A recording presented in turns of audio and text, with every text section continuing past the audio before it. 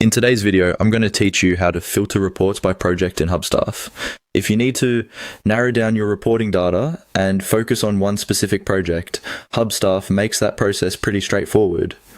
Filtering reports by project is especially useful when you want to review time, activity, or other report details for a single job instead of looking at everything at once.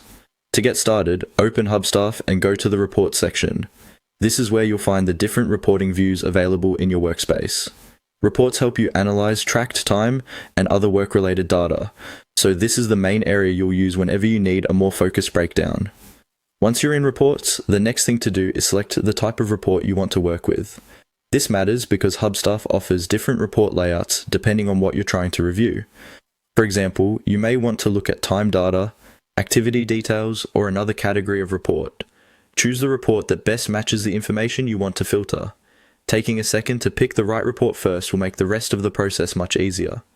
After selecting your report type, look for the Filters option and click on it. Filters are what allow you to narrow the report results and make the data more useful. Instead of showing broad information from across all projects, teams, or members, filters let you focus on exactly what you need. Inside the filter options, find the project filter. Click on it, and then choose the project you want to view. Once you select a project, Hubstaff will update the report so it only shows data related to that project. This is a simple but powerful way to reduce clutter and make your report easier to read.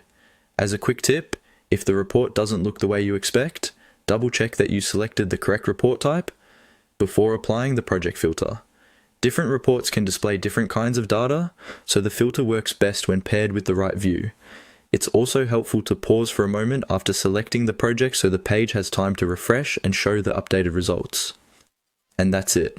By going to Reports, choosing the right report type, opening filters, and selecting a project, you can quickly focus your Hubstaff data on exactly the project you want to review.